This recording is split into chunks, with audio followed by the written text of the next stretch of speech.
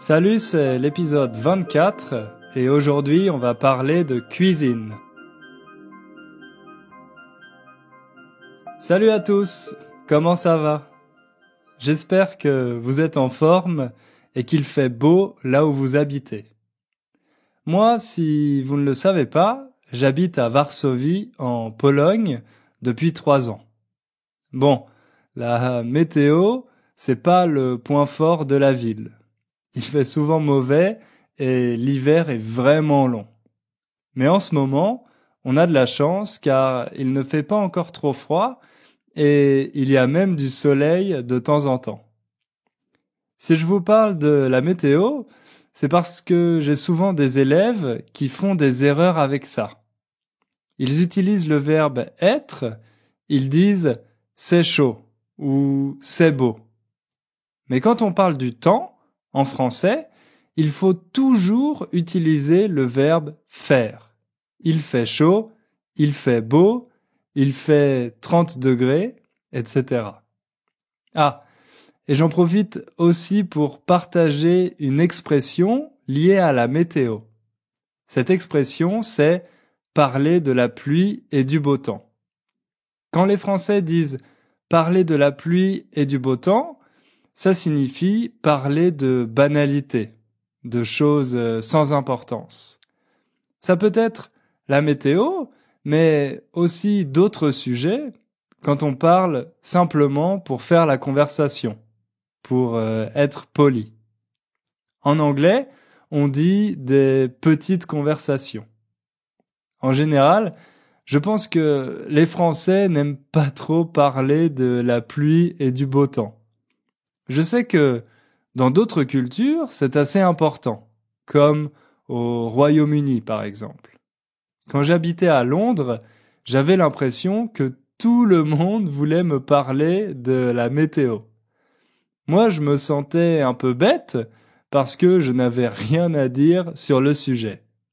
Mais pour les Anglais, c'est un bon moyen de sociabiliser, de parler avec des gens qu'on ne connaît pas très bien, au travail ou dans les transports publics, par exemple. En France, je dirais que c'est plus rare. On ne parle pas vraiment aux inconnus, sauf si on veut se plaindre de quelque chose, comme par exemple du métro qui est en retard ou de la boulangerie qui est fermée. Dans ce genre de situation, c'est naturel de parler aux personnes qui sont autour de nous, même si on ne les connaît pas. La semaine dernière, j'ai reçu un message sur la page Facebook d'Inner French. Si vous ne me suivez pas encore sur Facebook, vous ratez des choses. Je publie des recommandations de films, de séries et de musique française qui peuvent vous aider à apprendre la langue. Et vous pouvez aussi l'utiliser pour m'envoyer des messages comme l'a fait Marcus. Voilà ce qu'il m'a écrit. Bonjour Hugo, ça va? J'aime bien ton podcast et merci de le faire. Je voudrais écouter un entretien avec quelqu'un de la culture française, peut-être sur la cuisine ou sur un autre phénomène. J'espère que mon français n'est pas trop mauvais. N'arrête pas de faire le podcast, ça m'aide beaucoup. Au revoir. Merci Marcus pour ton message. Je suis très content que mon podcast t'aide à progresser en français. Et surtout, merci pour ta suggestion. Ça m'a donné l'idée de cet épisode. C'est vrai que je ne parle pas souvent de la culture française parce que j'essaye de faire des sujets plus généraux, plus universels. Je sais que les Français adorent parler de leur culture, de leurs artistes. Par exemple, au cinéma, il y a beaucoup de films sur les personnes célèbres. Édith Piaf, Serge Gainsbourg, Yves Saint-Laurent, Coco Chanel, etc. Et ça n'intéresse pas toujours les étrangers. Mais comme vous apprenez le français, j'imagine que vous vous intéressez aussi à la culture. Donc aujourd'hui, on va parler de la cuisine française. Si c'est un sujet qui vous plaît, vous pouvez remercier Marcus. Et si vous avez d'autres thèmes sur lesquels vous voudriez que je fasse un podcast, faites comme Marcus et envoyez-moi un message. Ok, j'espère que vous avez bien mangé parce que sinon ce podcast va vous donner faim. Vous êtes prêts? Alors, on passe à table.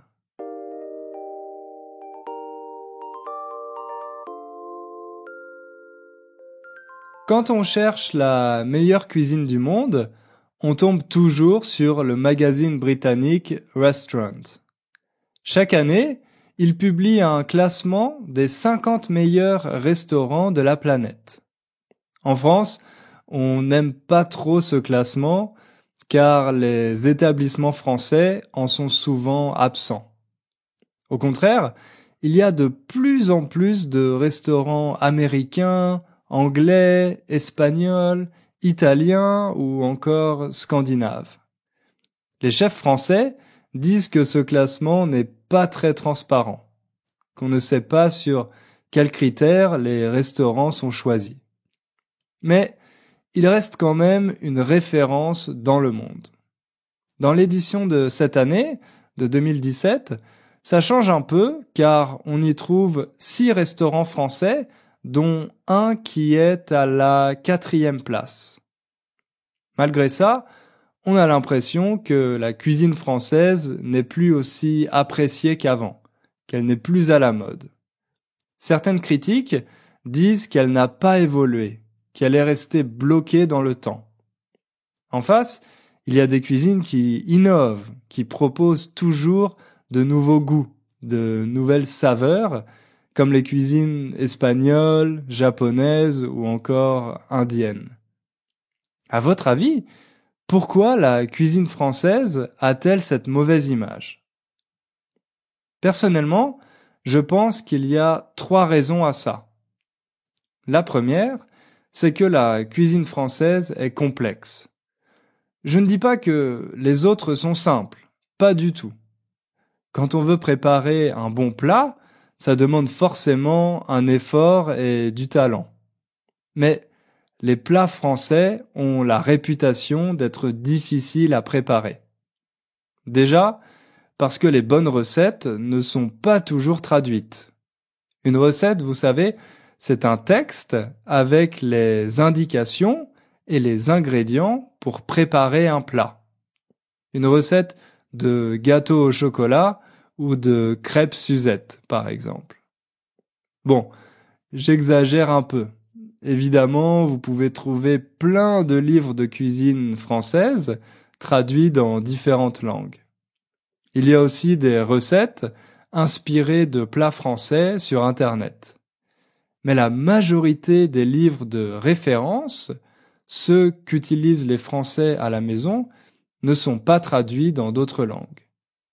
J'imagine que beaucoup d'étrangers ont un peu peur de préparer des plats français, justement parce qu'ils ont la réputation d'être difficiles. Ce qui explique peut-être pourquoi il n'existe pas beaucoup de livres de cuisine française dans d'autres langues.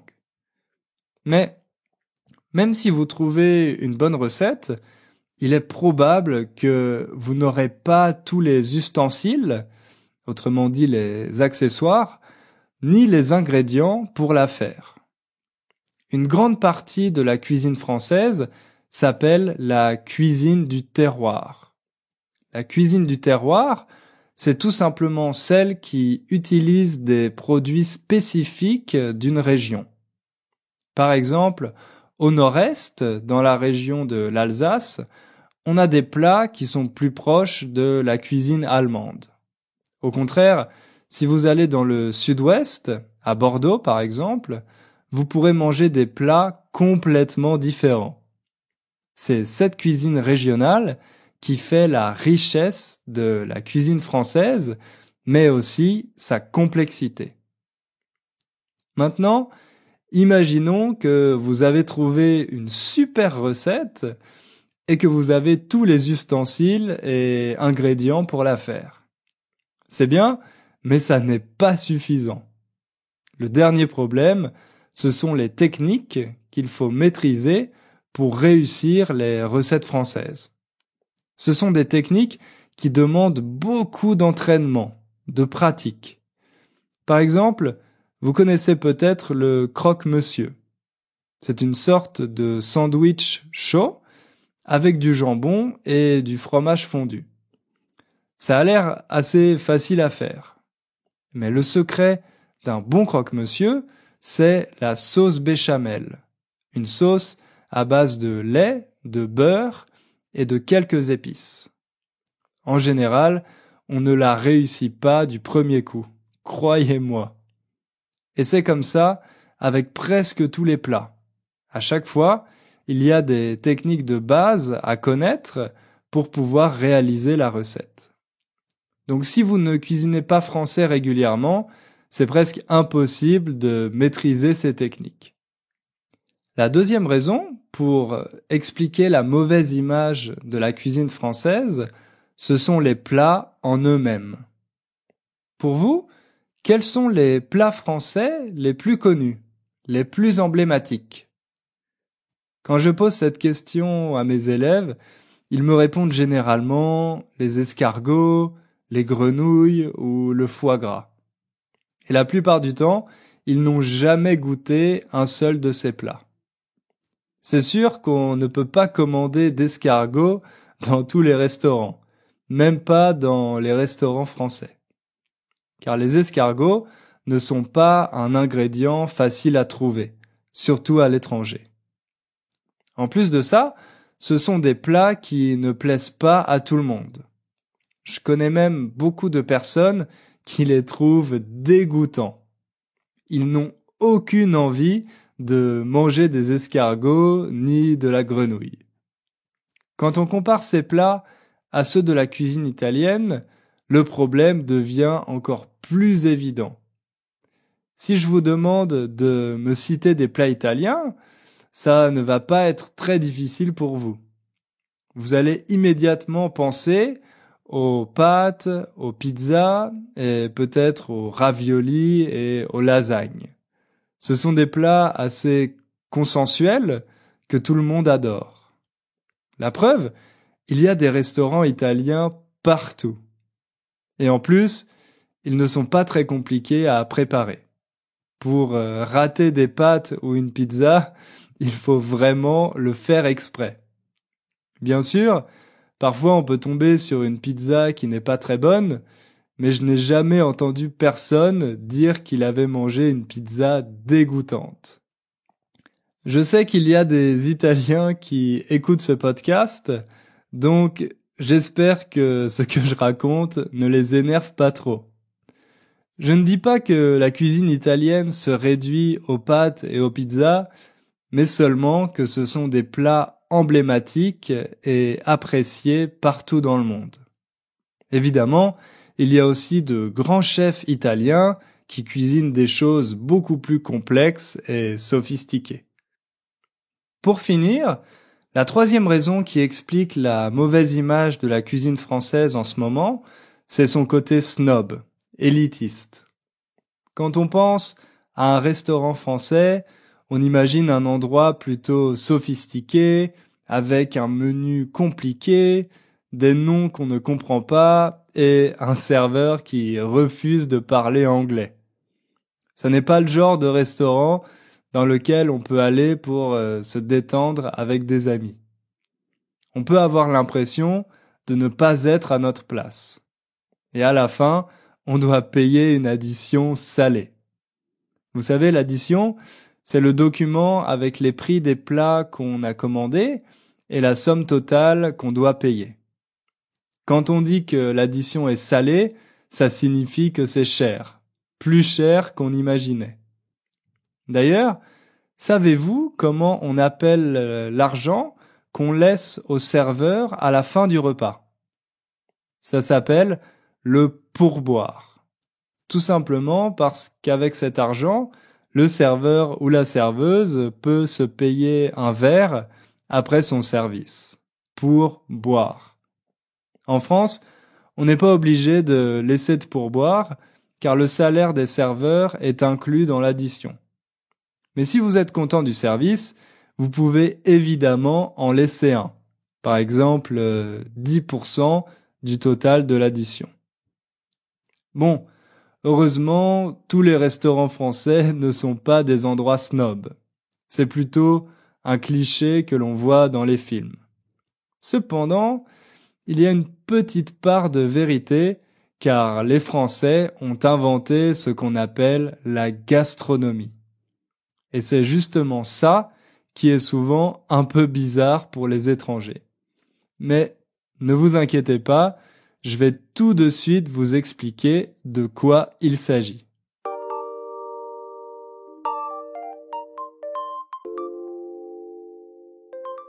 Dans la culture française, manger n'est pas une activité quotidienne comme les autres. C'est un art. Et cet art a un nom, la gastronomie. La gastronomie, c'est donc la connaissance de tout ce qui concerne la cuisine, l'organisation des repas, la dégustation et l'appréciation des plats. Pas seulement ce que l'on mange, mais la façon dont on le mange. C'est un mot qu'on associe aux grands restaurants où le service est aussi important que la carte. Aujourd'hui, ça semble assez naturel, mais la majorité des pratiques dans les restaurants viennent de la tradition française, car la France a dominé la gastronomie mondiale du XVIIe siècle jusque dans les années 70. Il y a un Français qui a été particulièrement influent dans l'histoire de la gastronomie. Il s'appelait Auguste Escoffier, mais on le surnommait le roi des cuisiniers et le cuisinier des rois parce qu'il travaillait pour les personnes les plus importantes de l'époque. Au début du XXe siècle, il est associé à César Ritz, dont vous connaissez sûrement les célèbres hôtels. Auguste Escoffier va créer la cuisine moderne dans ses établissements. À l'hôtel Ritz de Paris, bien sûr, mais aussi à celui de Londres et au Carlton. Il commence par changer le service. Avant, le service à la française consistait à apporter tous les plats en même temps. Donc, il y avait beaucoup de choses sur la table. Ça donnait l'impression de richesse, de festin. Un festin, c'est un repas abondant et délicieux. Ensuite, chaque invité prenait dans les plats qui lui faisaient envie. D'un côté, ça impressionnait beaucoup les invités de voir une table avec autant d'options. Mais de l'autre côté, les plats refroidissaient, donc les invités mangeaient souvent une partie du repas froid. Auguste Escoffier décide alors d'adopter le service à la russe. Autrement dit, on sert les plats individuellement et dans l'ordre. Comme ça, on peut manger chaud dès que le plat sort de la cuisine. Et chaque invité peut commander quelque chose de différent.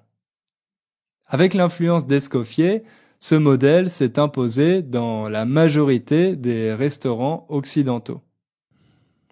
Sa deuxième petite révolution, c'est dans la cuisine qu'elle se passe. Comme les restaurants se développent et qu'il y a de plus en plus de clients, il faut trouver une solution pour préparer les plats plus rapidement. Alors, Escoffier décide de changer complètement l'organisation de l'équipe. Avant, chaque cuisinier préparait un seul plat. Mais Escoffier met en place une division, une répartition des tâches différentes qu'il nomme la brigade. Il y a une personne qui prépare les légumes, une autre qui fait cuire la viande, une qui s'occupe des sauces et des soupes, etc. Et dans cette brigade, la hiérarchie est très stricte, comme à l'armée. Une personne est le chef de cuisine. Et ensuite, il y a les sous-chefs, les commis et les aides cuisiniers. Cette nouvelle organisation en brigade est donc beaucoup plus rationnelle et efficace. Grâce à elle, les plats sont servis plus rapidement. On gagne du temps. Aujourd'hui, toutes les cuisines des grands restaurants sont organisées de cette façon. D'ailleurs, dans les écoles de cuisine aussi, on enseigne ce modèle. C'est comme ça que les codes de la cuisine française se transmettent dans le monde entier.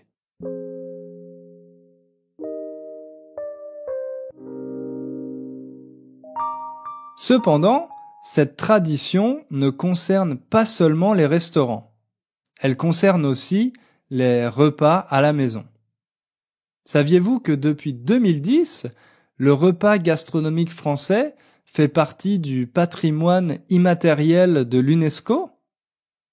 L'UNESCO, vous savez, c'est une institution des Nations Unies qui s'occupe de l'éducation, des sciences et de la culture.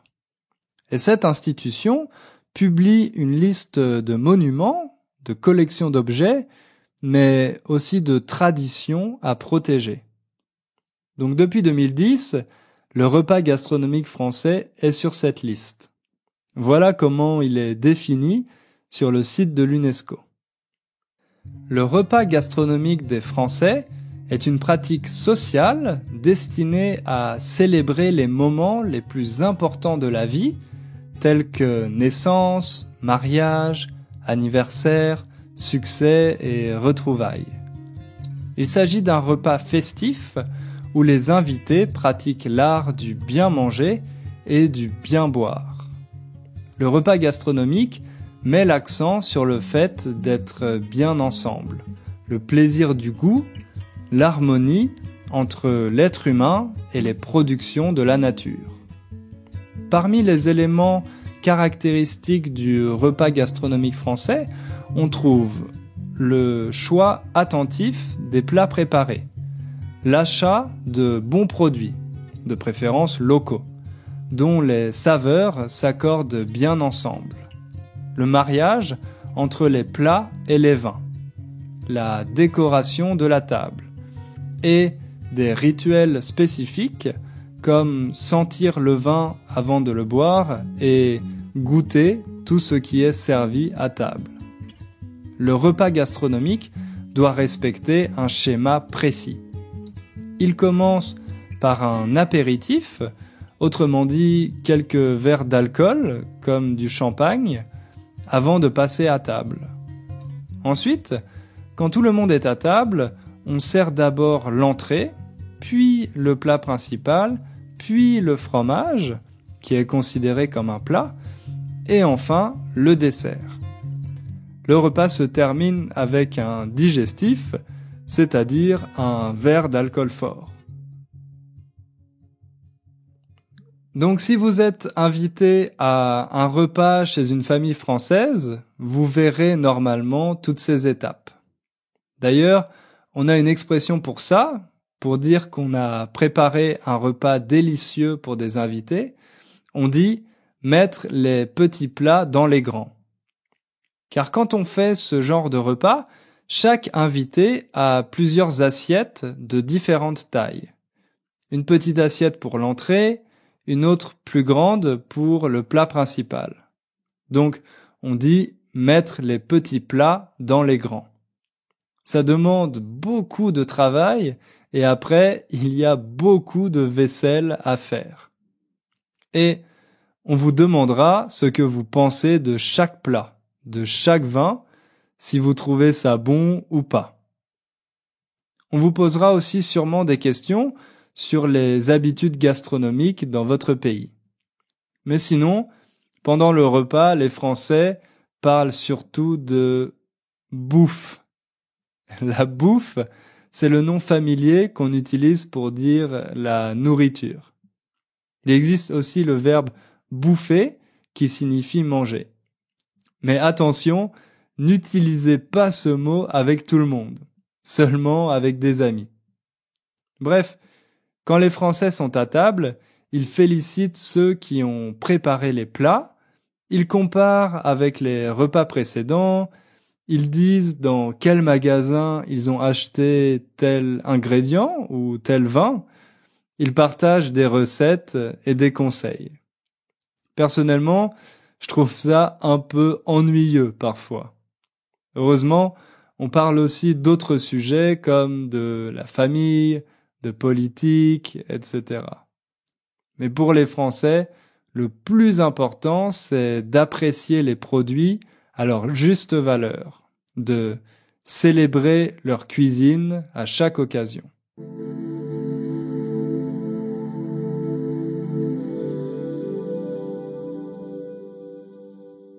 Pour finir ce podcast, on va écouter un chef français, Guy Martin, qui dirige un restaurant gastronomique à Paris. C'est un restaurant qui existe depuis plus de 200 ans et qui a 2 étoiles au guide Michelin. Vous avez sûrement entendu parler du guide Michelin et de ses étoiles. C'est un autre sujet très intéressant, mais on en parlera dans un futur podcast. Pour le moment, le chef Guy Martin va nous expliquer pourquoi la cuisine française est une des meilleures du monde. Alors la cuisine française, donc c'est vraiment l'un des fleurons de la France. Est-ce qu'on a toujours cette suprématie aujourd'hui dans le monde? Bien sûr, globalement, on mange de mieux en mieux en Europe et dans le monde, c'est vrai. Mais je vous promets que la cuisine française, elle est toujours au top, elle est toujours au summum, que nous sommes demandés aux 4 coins du monde et que nous sommes vraiment une référence. Et qu'est-ce qui fait qu'on reste dans l'excellence? Il y a plusieurs choses. D'abord, cette cuisine, elle nous vient de la tradition de nos parents. Nos mères, nos grands-mères, nos pères qui nous ont transmis ces recettes. Un pays avec des produits juste incroyables, la mer, la montagne, les lacs, différentes températures entre le sud, le nord, l'est, l'ouest. Et puis des clients qui sont difficiles. Vous savez, pour la France, pour le français, les 3 repas sont encore très très marqués par rapport à nos amis anglo-saxons ou japonais. On prend vraiment du temps pour chaque repas. Donc, pour nous, pour les Français, c'est vraiment très très important cette cuisine. Donc c'est cet ensemble de choses avec des cuisiniers qui sont toujours à la recherche de saveurs nouvelles, toujours ouverts aux autres, parce que la cuisine, c'est l'ouverture aux autres. Vous voyez, ici, le chef Guy Martin cite 4 facteurs pour expliquer l'excellence de la cuisine française. La tradition, la qualité et la diversité des produits, l'exigence des Français vis-à-vis de la cuisine et l'importance des repas. Je suis complètement d'accord avec lui. Dans beaucoup de pays, on ne prend pas le temps de manger.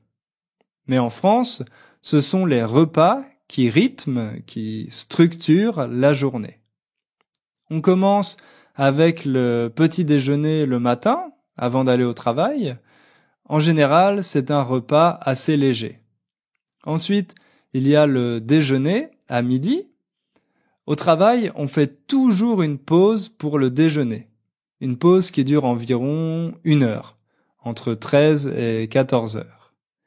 Et le soir, il y a le dîner vers 20 heures, où toute la famille se réunit pour manger ensemble. Chaque repas est important et on mange toujours à la même heure. Et si on a faim, on essaye d'attendre le prochain repas au lieu de grignoter, de prendre un snack.